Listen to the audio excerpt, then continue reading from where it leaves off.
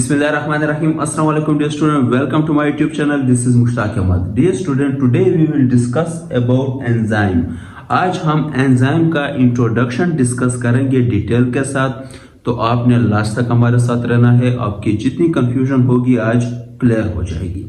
Dear student, enzyme word derived from two Greek word, in mean inside, enzyme mean yeast. Dear student, enzyme word का मतलब क्या है? Inside, yeast. Yeast क्या है dear student? Yeast is a microscopic unicellular fungus.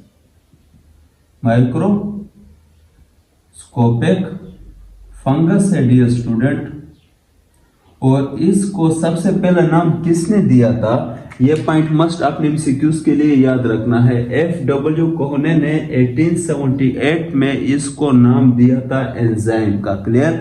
और इसका मतलब क्या है? Inside yeast. ईस्ट क्या है? Is a microscopic fungus. Clear? No dear student, ये पॉइंट मस्ट आपने एमसीक्यूज के लिए याद रखना है। अब डियर स्टूडेंट, एंजाइम को डिस्कस करने से पहले हम मेटाबॉलिज्म को डिस्कस करते हैं, फिर आपको क्लियर समझ आएगी एंजाइम की।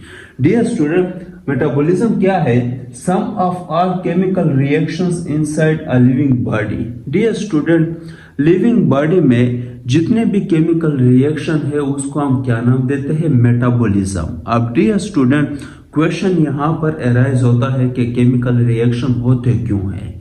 डियर स्टूडेंट, जिस तरह आप सब जानते हैं कि हम या बाकी जो लिविंग ऑर्गेनिज्म है वो एक डिफरेंट एक्टिविटीज परफॉर्म करते हैं। फॉर एग्जांपल, हम बाजार जाते हैं, हम डिफरेंट किस्म के जो काम है डेली वो करते हैं, या बाकी जो जानदार है वो एक जगह से दूसरी जगह जाते हैं, वो खुराक करते हैं। तो बहुत सारे डिफरेंट किस्म की एक्टिविटीज डेली लाइफ में होती है।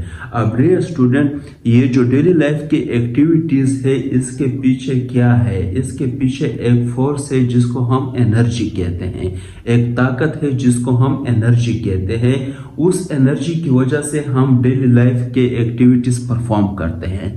अब डियर स्टूडेंट, ये एनर्जी कहाँ से आती है? ये केमिकल रिएक्शंस की वजह से आती है जो हमारे बॉडी में होती है, या लिविंग के बॉडी में जो केमिकल रिएक्शंस होते हैं उसके रिजल्ट में एनर्जी प्रोड्यूस होती है। क्लियर? और वो एनर्जी हम यूज करते हैं डेली लाइफ एक्टिविटीज में, यानी हमारी जो ग्रोथ है या हम जो डिफरेंट काम करते हैं, स्कूल जाते हैं, स्टडी करते हैं, तो हमें एनर्जी की जरूरत होती है। और वो एनर्जी कहाँ से प्रोड्यूस होती है? Chemical reactions inside the living body से वो एनर्जी प्रोड्यूस होती है। अब फॉर एग्जांपल डियर स्टूडेंट, हमारे बॉडी में ग्लूकोज जो है C6H12O6, जिसको हम क्या कहते हैं? ग्लूकोज। क्लियर?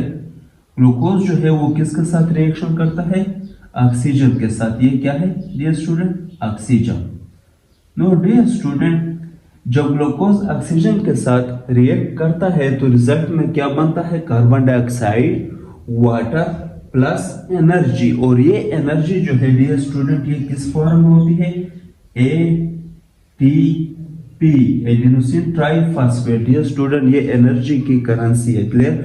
और इस फॉर्म में हमारे बॉडी को एनर्जी मिलती है, और इस एनर्जी को फिर हम यूज करते हैं डिफरेंट एक्टिविटीज में। अब डियर स्टूडेंट, ये जो रिएक्शन है, अगर एंजाइम ना हो तो ये रिएक्शन बहुत स्लो होंगे, और जब ये बहुत स्लो होंगे तो हमारे बॉडी को एनर्जी जो है वो बहुत स्लो मिलेगी। जबकि हम बहुत ज्यादा काम करते हैं, बहुत ज्यादा एनर्जी का यूज करते हैं, तो हमें जो है वो जल्दी एनर्जी की जरूरत होती है, यानी ज्यादा एनर्जी की जरूरत होती है। और जब ज्यादा एनर्जी की जरूरत हमारे बॉडी को होती है तो हमारी बॉडी क्या करती है? इन केमिकल रिएक्शन को फास्ट करती है।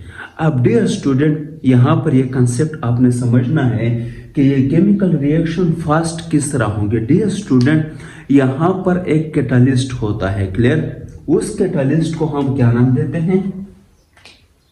एंजाइम का।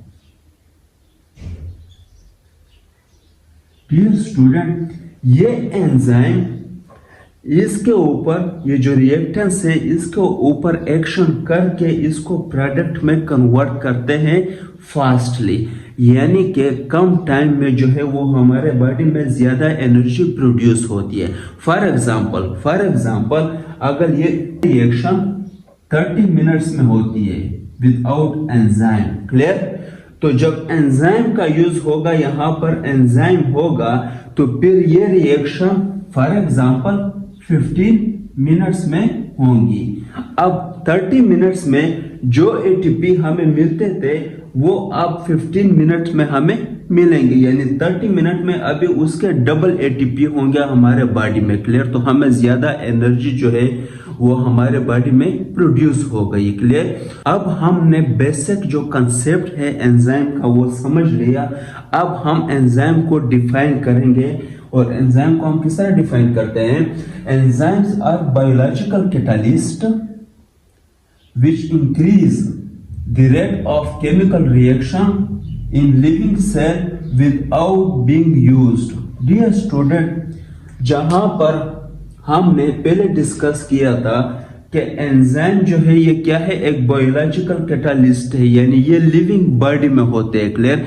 जिस तरह कैटलिस्ट होते हैं केमिस्ट्री में, हम लैब में यूज करते हैं केमिकल रिएक्शन को फास्टली परफॉर्म करने के लिए, तो ये भी कैटलिस्ट की तरह काम करता है। और ये जब लिविंग बॉडी में होता है तब हम इसको क्या नाम देते हैं? एंजाइम का। डियर स्टूडेंट, एंजाइम और बायोलॉजिकल कैटलिस्ट, बायोलॉजिकल मींस यानी लिविंग बॉडी में, clear, which increase the rate of chemical reaction. Dear student, ये केमिकल रिएक्शन के रेट को क्या करता है? इंक्रीज करता है। यानी कि फॉर एग्जांपल पहले अगर एक नॉर्मल रिएक्शन जो है वो 30 मिनट में होगी, तो अब जो है अगर एंजाइम का यूज होगा तो ये रिएक्शन 15 मिनट में होगी फॉर एग्जांपल। क्लियर? आपको समझाने के लिए। नो डियर स्टूडेंट, इन लिविंग सेल में without being used. Dear student, ये पॉइंट मस्ट आपने समझना है कि एंजाइम जब रिएक्शन में यूज होता है, तो जब यहां पर प्रोडक्ट बनता है तो एंजाइम जो है वो यूज नहीं होता, यानी वो उसमें कोई भी चेंजेस नहीं आती। क्लियर? तो वही एंजाइम दोबारा आकर अगेन जो है वो ग्लूकोज के मॉलिक्यूल के साथ रिएक्ट करके दोबारा जो है उसको एनर्जी में कन्वर्ट कर देगा, और वो एंजाइम सेम ही इसी तरह रहेगा, उसमें कोई भी चेंजेस नहीं होंगी। इस कंसेप्ट को हम इस एग्जांपल के थ्रू समझते हैं। डियर स्टूडेंट, ये क्या है? एंजाइम है। क्लियर? एंजाइम क्या करता है? सबस्ट्रेट के साथ रिएक्ट करता है, जिस तरह यहां पर ग्लूकोज जो है वो क्या है? सबस्ट्रेट है। क्लियर? नो डियर स्टूडेंट, जब ये दोनों कंबाइन होते हैं, यानी कि सबस्ट्रेट और एंजाइम, इसको फिर हम क्या नाम देते हैं? Enzyme substrate complex. क्लियर? ये पॉइंट मस्ट आपने एमसीक्यूज के लिए याद रखना है। जब ये दोनों कंबाइन हो जाते हैं, क्लियर, सबस्ट्रेट और एंजाइम, ये दोनों जब कंबाइन हो जाते हैं उस टाइम पे हम क्या इसको कहते हैं? Enzyme substrate complex. क्लियर? अब डियर स्टूडेंट, जब रिएक्शन हो जाती है तो ये जो प्रोडक्ट है यानी कि जो सबस्ट्रेट है उसको प्रोडक्ट में कन्वर्ट कर देते हैं। यहां पर देखो ये सबस्ट्रेट जो था यानी ग्लूकोज जो था वो दो पार्ट्स में डिवाइड हो गया। Clear? For example carbon dioxide and water, for example आपको समझाने के लिए। और एंजाइम जो है वो वैसे का वैसा रहा, उसमें कोई भी चेंजेस नहीं हुई विदाउट बीइंग यूज, यानी एंजाइम जो है वो रिएक्शन में यूज नहीं होगा। क्लियर? उसमें कोई भी चेंजेस नहीं होंगे और यही एंजाइम जो है वो दोबारा आएगा, दूसरे सबस्ट्रेट को क्या करेगा? प्रोडक्ट में अगेन कन्वर्ट करके फिर जो है वो तीसरी मर्तबा और इसी तरह चौथा मर्तबा, यानी ये साइकिल चलता रहेगा। वही एंजाइम जो है वो अगेन एंड अगेन रीयूज्ड होगा केमिकल रिएक्शन में।